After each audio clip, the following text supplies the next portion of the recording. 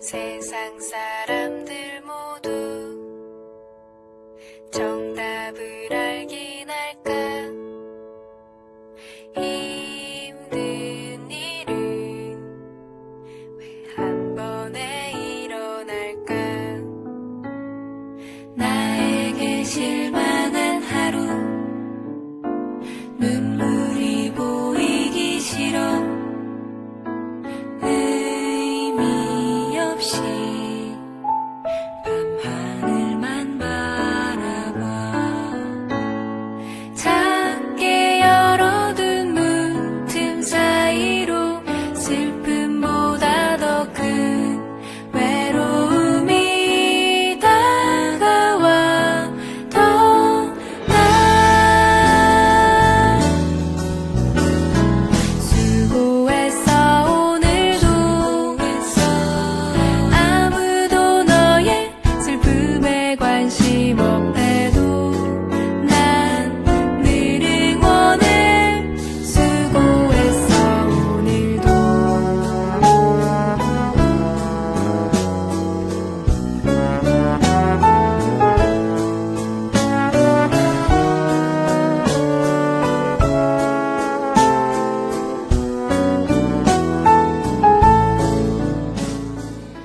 자, 바울이 남 그 명언은 고린도후서 11장 20.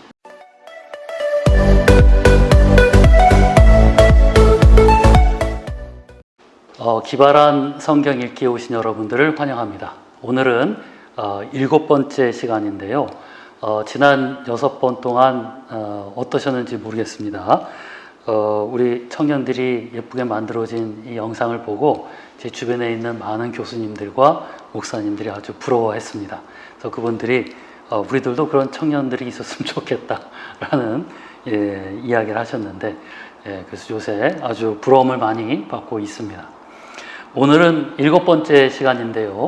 오늘 나눌 이야기의 주제는 열등감입니다. 열등감. 자, 이 열등감은 누구든지 있는 거겠죠. 특히 뭐 이상하게도 이 열등감, 자격지심 이런 것들은 젊은 사람일수록 더 많이 있는 경우가 있습니다. 특히 10대 그리고 20대를 지나고 있는 청년들도 이 열등감, 콤플렉스 등으로 많이 고통스러워하고 있습니다. 사실 이 열등감이 있거나 콤플렉스가 있다는 것은 너무나 자연스러운 거기 때문에 내가 그런 거에 좀 시달리고 있다 하더라도 그렇게 걱정할 필요는 없습니다.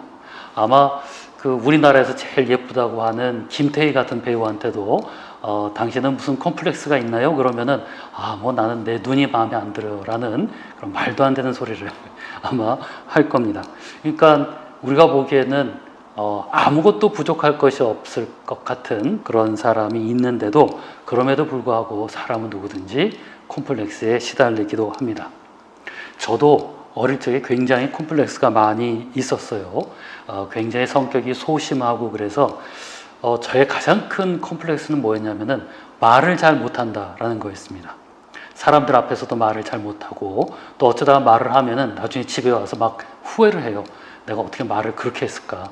나는 왜 말을 이렇게 못할까? 그런데 아이러니하게도 저는 지금 직업이 말을 하는 직업이 되고야 말았습니다. 자, 아마 또 저를 보시는 분들이 저분은 탈모 때문에 많이 열등감을 느꼈겠구나 라고 아마 생각을 하셨을 수도 있었을 거예요. 실제로 우리나라의 많은 사람들이 탈모나 이런 것 때문에 열등감을 많이 느낀다라고도 합니다. 다행히도 저는 머리가 막 빠질 때 영국이라는 나라에서 살고 있었는데 그 나라에서는 젊은 사람들이 다 저처럼 머리를 이렇게 밀고 다니는 게 유행이었었어요. 그래서 저는 그때 별로 열등감 없이 그냥 머리를 밀고 지금까지 이렇게 살고 있습니다. 자, 그래서 말씀드렸다시피 사람은 누구든지 열등감이 있습니다. 우리 그 촬영을 도와주시는 민우도 열등감이 있어요? 뭐 젊은 나이라 누구니다 뭐가 콤플렉스인지는 묻지 않을게. 우리 성경에 보면은 전혀 열등감이 없을 것 같은 그런 사람이 나옵니다. 제 생각에 예수님도 열등감이 있었을 거예요. 완전한 사람이었으니까. 그때도 한번 말씀드렸듯이 예수님은 이사야의 예언에 의하면은 아마 외모가 못생기셨을 거예요. 그래서 이제 아마 열등감이 있었을 수도 있는데, 성경에 보면은 바울이라는 사람이 나와요. 바울은 굉장히 전도도 잘했고 학식이 높은 사람이고 그 하는 말을 보면은 워낙 자신감이 넘쳐서 이 사람은 전혀 열등감이 없을 것 같다 그러는데, 어느 전승에 의하면 이 위대한 전도자 바울도 아마 열등감이 컸을 것으로, 특히 외모에 대한 콤플렉스도 있었을 것으로 추정이 됩니다. 아마 여기에 보시면 바울에 대한 사진이 좀 나올 텐데, 그 전해오는 그림에 의하면 이 바울이라는 사람은 신장이 아주 작고 키가 작다고 합니다. 그리고 허리가 이렇게 꾸부정하고, 그리고 머리도 대머리라고 합니다. 글쎄요, 요새 젊은 청년들이 아실지 모르겠지만은 개구장이 스머프라는 만화 영화가 있어요. 거기 보면은 가가멜이라는 어떤 나쁜 사람이 나오는데 마치 바울이 그 사람 비슷하게 생기지 않았을까라는 생각이 듭니다. 바울이 외모 때문에 콤플렉스가 있었을 것이다 라는 것을 이제 추정을 하는 것이고, 우리 성경에 바울이 적었던 그의 글에 의하면은 그의 어떤 열등의식이 굉장히 드러난 것을 우리가 또 흥미롭게 발견할 수가 있습니다. 특히 우리 신약성경에 보면은 고린도 전서, 고린도 후서에 나오죠. 그가 고린도 교회 교인들한테 보냈던 편지를 보면은 자신이 느꼈던 어떤 모멸감이라든가 열등의식이 나타납니다. 왜 그러냐면 거기는 바울이 열심히 목회를 잘하다가 전도여행 때문에 떠났어요. 근데 바울이 떠나고 나서 거기에 새로운 목회자가 오게 되었는데, 고린도 교인들이 바울보다는 이 사람을 너무나 열렬히 좋아하고, 또한 동시에 이 새로운 사람과 바울을 자꾸만 비교하면서 바울은 좀 이 사람보다 못하다, 이런 이야기를 자꾸만 하는 겁니다.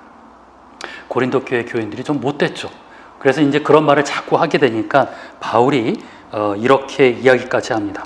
고린도 후서 11장 4절에서 5절을 보면은 바울이 이렇게 이야기해요. 나는 저 거물급 사도들보다 조금도 못할 것이 없다고 생각합니다. 듣기 어때요? 좀 측은하죠. 오죽이나 이 열등의식에 시달렸으면 나는 저 사람들보다 좀 못하지 않습니다 라고 자기 입으로 그렇게 이야기해야만 됐을까. 여기서 이제 바울의 모멸감을 우리가 좀 발견할 수가 있습니다. 자, 이렇게 자기가 좀 못나지 않았다라고 이야기하는 것까지도 좋았는데, 또 바울을 갖다가 고린도 교회 사람들이 굉장히 또 치명적으로 모멸감을 느끼게 했던 것이 있었어요. 이게 뭐냐면은 바울은 공부는 잘했는데 이 말을 잘 못했다라고 합니다. 그거 참 안타까운 일이에요. 예를 들어서 저기 영국의 옥스퍼드 대학을 나온 목사님을 모셔다가 교회에서 설교를 시켰는데 공부를 잘하는데 전혀 말을 못하시는 겁니다. 그러면은 참 아무리 좋은 지식을 가지고 있어도 그것을 전달하는 데에 좀 어려움이 있었겠죠. 그래서 바울이, 이건 바울답지 않은 말 같은데, 고린도후서 11장 6절에 보면은 자기 입으로 또 이렇게 이야기를 합니다. 내가 말에는 능하지 못할지는 모르지만 지식에는 그렇지 않습니다 라고, 내가 말은 잘 못하지만은 사실 지식에는 내가 뒤떨어지지 않는다. 그런데 이 대석학 바울이 자꾸만 이런 말을 자기 입으로 하니까 점점 더 측은하고 안타깝게 여겨집니다. 바울의 어떤 자격지심이 드러나는 구절들은 고린도 후서에 점점 더 나와 있어요.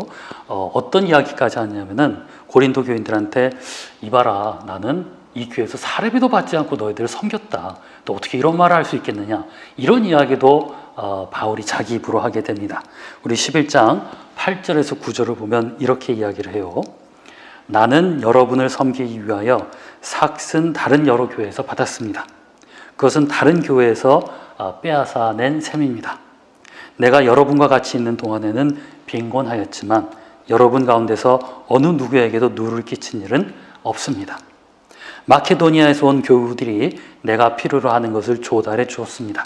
나는 모든 일에 여러분에게 짐이 되지 않으려고 애썼고 앞으로도 그렇게 할 것입니다 라고 하면서 자기 입으로 내가 사례비도 안 받고 일을 했다.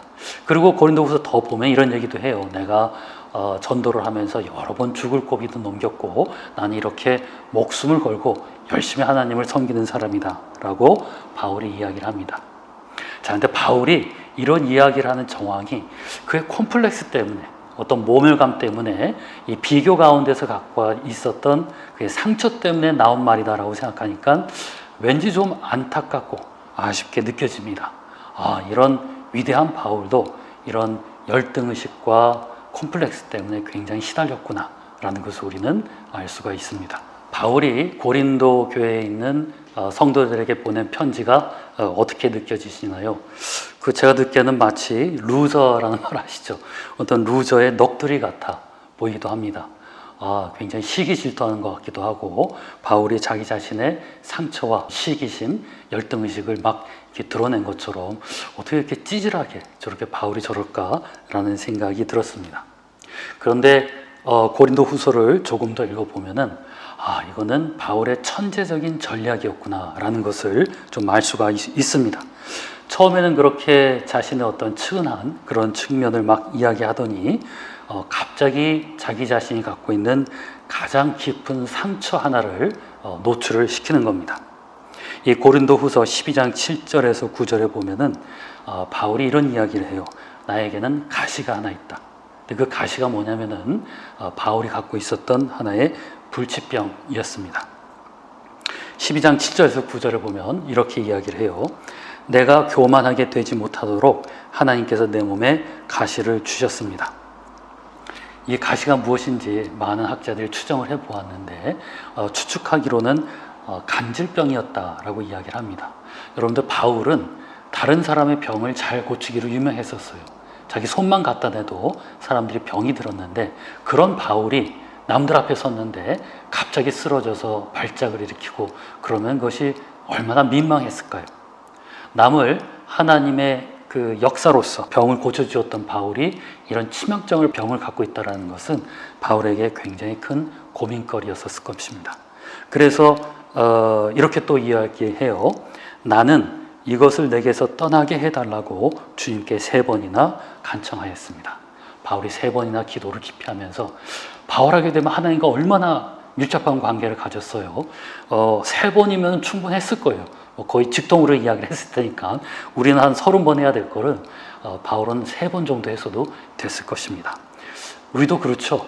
어떤 고민이 있거나 열등의식이 있다거나 아니면 내게 좀 치명적인 약점이 있을 때 하나님께 그것을 고쳐달라, 그것을 개선을 해달라라고 아마 간절히 기도할 것입니다.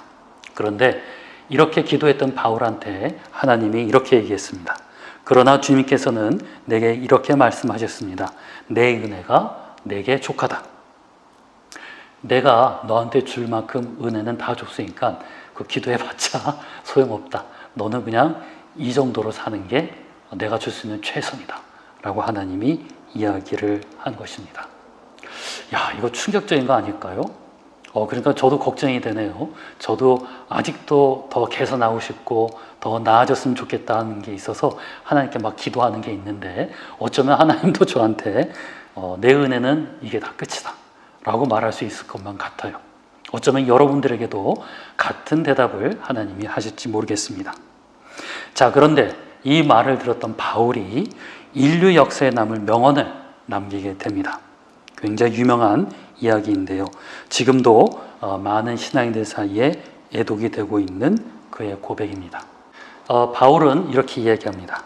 그러므로 그리스도의 능력이 내게 머무르게 하기 위하여 나는 더욱더 기쁜 마음으로 내 약점들을 자랑하려고 합니다.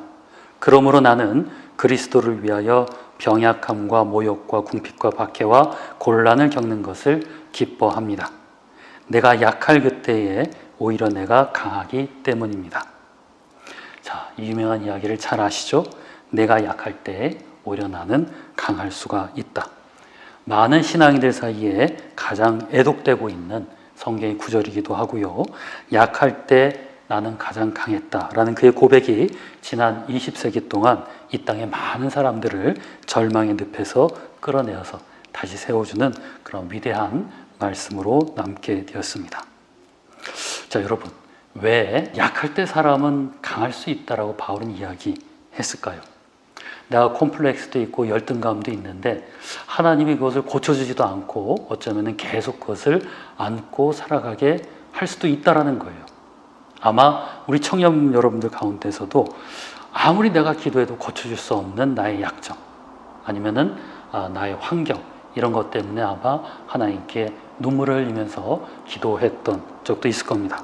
그런데 어쩌면 하나님의 대답은 내 은혜가 그걸로 족하다라고 이야기하실 수도 있는 것 아닌지요. 자, 이때에 우리가 주의해서 들어야 할 말씀은 바로 바울의 이 고백입니다. 바울은 약하고 절박했기에 온전히 절대자 하나님은 의존할 수밖에 없었습니다. 내가 약해야만 내가 전적으로 하나님을 의존할 수 있다는 겁니다. 예를 들어서 내가 어떤 일을 하는데 내가 생각하기에 저 일은 내가 좀 잘할 자신이 있어요. 그러면은 그 일을 할 때 내 힘으로 한 70% 하고 한 30% 하나님의 역사를 기대할 수도 있을 것입니다. 자, 그럼 그 일은 어떤 일인가요? 바로 사람의 일이 되겠죠. 자, 그런데 이 땅에 하나님의 역사를 일으키는 방법이 있습니다. 그게 뭐냐면은 내가 절대적으로 약자가 되는 겁니다. 내가 잘난 것이 조금이라도 없을 때에 그때의 그 일은 하나님께서 전적으로 하실 수밖에 없게 되는 겁니다. 그렇다면 그 일은 전적인 하나님의 역사가 되는 것이겠죠. 자기 잘난 것이 조금이라도 남아 있었다면은 자기를 내려놓고 하나님께 모든 것을 맡기고 의존하는 것은 있을 수 없었을 것입니다. 우리 인류 역사 가운데에 바울만큼 폭발적으로 자신이 믿는 신을 대변하고 잘 전파한 사람이 없습니다. 누구보다도 자신감이 있고 노하우가 있었을 사람이었겠죠. 이렇게 하나님을 가장 잘 알릴 수 있었던 비결은 그가 자기 머리를 믿고 자기 열정을 믿고 하나님을 공부하고 하나님을 전달해서가 아니라 참 마음 아프게도 자신을 버리고 하나님만을 의존했기 때문에 그는 위대한 전도자가 될 수가 있었습니다. 인간적으로 약하기 때문에 역설적으로 하나님께는 더 가까이 갈 수가 있었던 거였겠죠. 자, 우리가 하나님을 믿는다 그래서 온전한 사람이 되거나 완벽한 슈퍼휴먼 빙이 되는 것은 아닙니다. 하나님을 믿어도 어쩌면 우리에게는 여전히 고쳐질 수 없는 약점과 콤플렉스와 열등감이 남아 있을 수도 있습니다. 자, 그때 여러분들은 바울이 했던 이야기를 잘 기억해 두세요. 내가 약할 때 가장 강할 수 있었다. 여러분들이 가장 처절하게 무릎을 꿇을 때에 바로 하나님께서 가장 강한 그 역사를 일으킬 순간이 다가오는 것입니다. 여러분들의 약점을 더 이상 두려워하지 마시고 오히려 하나님과 함께 할 수 있는 최고의 순간으로 만드는 우리 청년들이 됐으면 좋겠습니다. 감사합니다.